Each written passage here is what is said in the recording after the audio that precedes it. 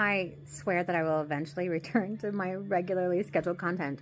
But as I am here in the hospital recovering from Stevens-Johnson syndrome, I thought I might as well document and share some of the things that I'm going through with the interworlds. There is not a lot that I can find of actual diary-like progression documenting SJS. Mostly, I think, because when people generally fall ill to SJS, they are very ill. I read about people who have been in medically induced comas or who have had to have ventilators or feeding tubes.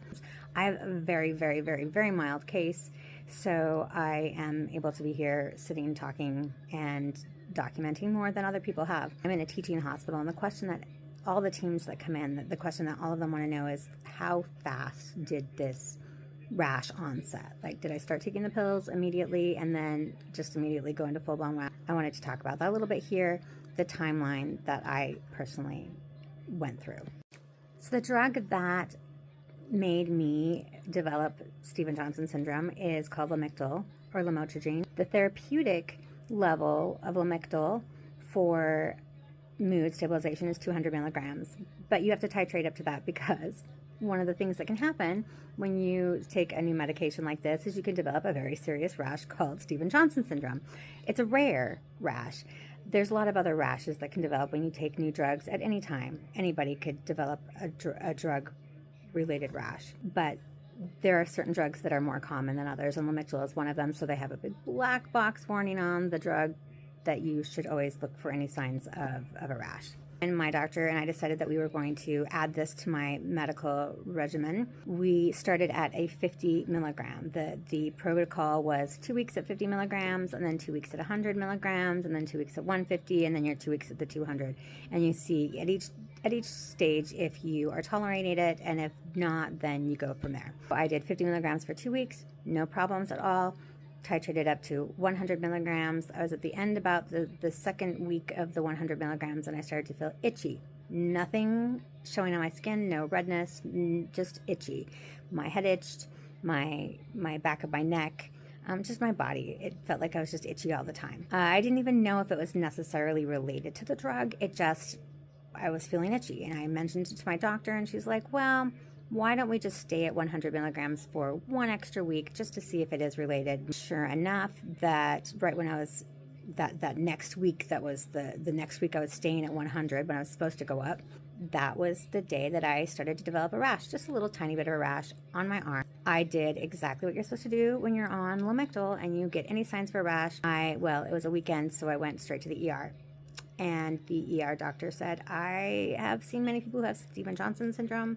This is not it. This is a very, very mild rash. It's drug related. I'm going to give you a steroid. He gave me a pill. He said, go back down to like 75 milligrams on your Lamictal, call your psychiatrist, see what they want to do, and we'll go. This should wipe this rash out in the next few days. And it did. I went home.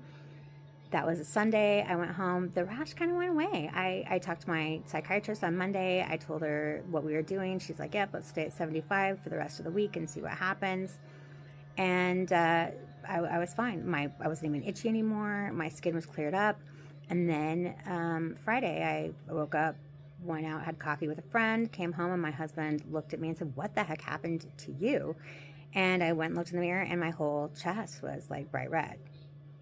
Back to the emergency room I went. This time the doctor, I was actually the urgent care this time, and the doctor said, no more Lamictal for you. So I went off, stopped Lamictal. That was Thursday night had been the last time that I had taken a dose, and this was Friday, another Friday. So I'm heading into the weekend again. She said, gave me another steroid shot. She gave me a prednisone pack and said, go home, because obviously the steroids worked the first time to help clear it out. Just need to stop the Lamictal, get it out of my system, get some more steroids, I would be fine. Follow up with your PCP or your dermatologist or your allergist on Monday. So Monday comes along, the rash was still spreading. So I did go to my allergist. It was in my mouth now. My mouth was really starting to be bothered. I couldn't walk either.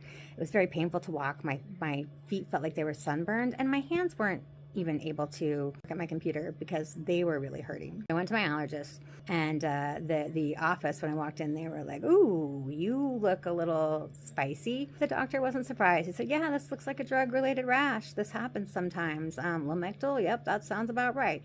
But we're going to give you more steroids." He gave me 2 more shots of steroids. He gave me more prednisone pack, another one to extend onto the one that I'd been given already. He increased my Allegra to twice a day. He gave me Pepcid 40 milligrams twice a day. He gave me a prescription for Singular just to help get rid of this skin thing, and then sent me home, said it might get worse before it gets better, but it'd been like 3 days since I'd taken a dose now. 4 days, it would definitely start clearing up.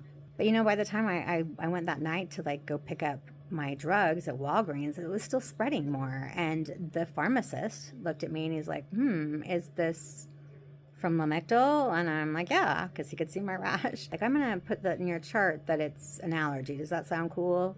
But then he goes, it's not Steven Johnson's, though, because apparently any doctor who knows anything about Steven Johnson's can look at you and say, that's not Steven Johnson's.